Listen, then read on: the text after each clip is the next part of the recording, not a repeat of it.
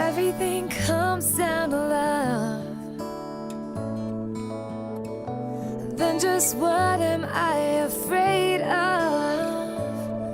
When I call out your name, something inside awakes in my soul. It was actually 2004 leading into 2005. It was just a rough year all around. There was a lot of different circumstances that led up to what I call a funk. I don't like the word depression because it's depressing. So I just, I mean, it is what it is, but it's just I got into this funk of just every morning I'd get up and I just didn't want to get out of bed. If you know what it feels like when they put that x-ray thing on when you're at the dentist, they put that coat on you that sits on you and it's just heavy. It's like wearing that all the time. I would wake up every morning just with this heaviness and just, just lack of interest in just no joy, just lack of joy.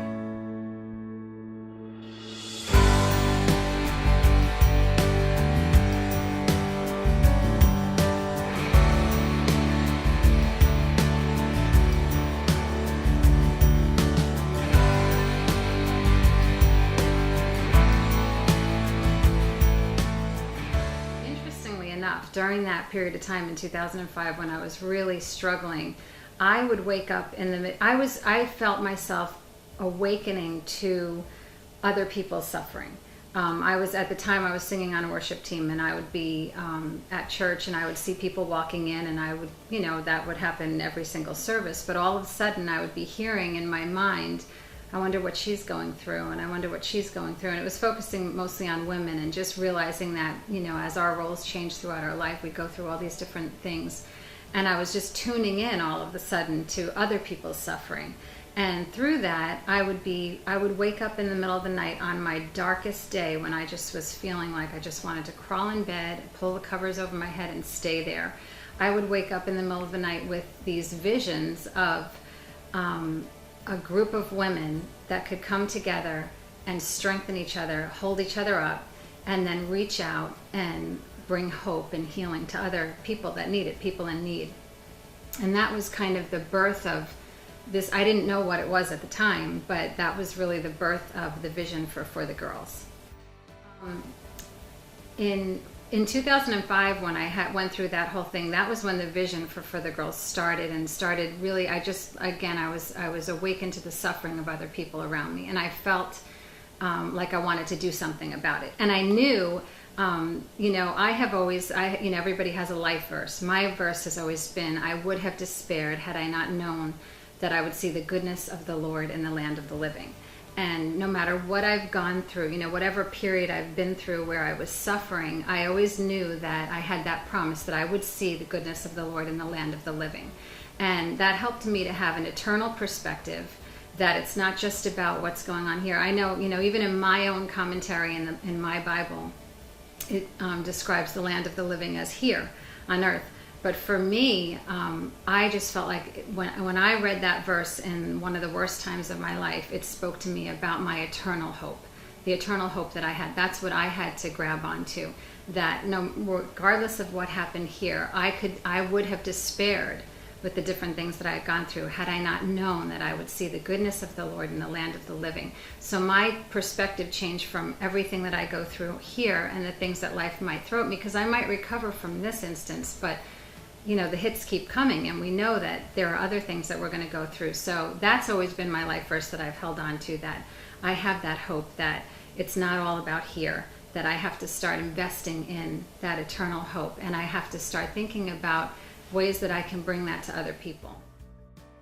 I found out that night that my cousin, who I love dearly, 18-year-old cousin, was killed in a car accident. And I could feel, when you have a predisposition to depression or to those funks, you can feel it coming on. And I definitely, obviously I was grieving, and that's an obvious reason to go into a depression.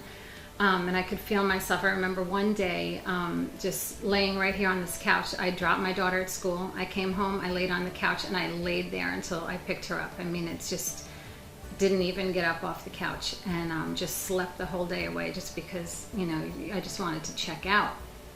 But deep inside, I still had that hope, and I knew that I couldn't despair because I had that eternal perspective that Alex is in heaven. That's where my treasure lies. That's what I have to look towards. And her untimely death at 18 years old, I think, was the thing that really made me realize, what am I waiting for to get this thing started? If I'm supposed to be moving out into this vision that God's given me to bring hope and healing to a hurting world, what am I waiting for? Because she didn't know that that was her last day here. And she lived a full, incredible life, had a great impact on a lot of people in the 18 years that she lived. And I just thought, I don't want to wait another month, another 2 months, another year for that to start making the impact that I feel like I need to.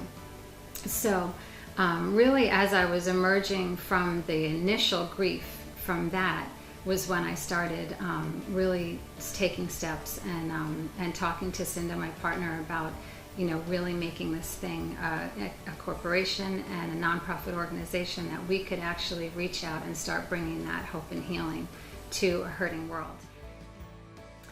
Yeah, depression has definitely become part of my story.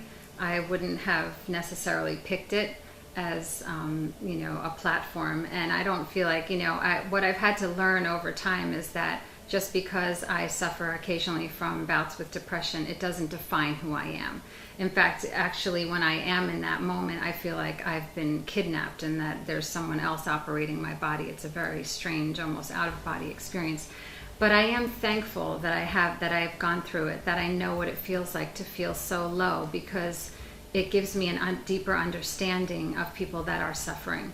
And if I needed to go through that, and I needed to actually gain that understanding by living it personally, then I'd sign up for it again, because that's what motivates me to bring healing to somebody else, and to want to just reach out and grab that person out of that sinking sand that they feel like they're in, because I've been there and I know what it feels like to have to talk yourself into getting out of bed in the morning. And if I can talk someone else out of staying in bed and reach out and bring that healing to them, then it's worth it. Everything rides on hope now.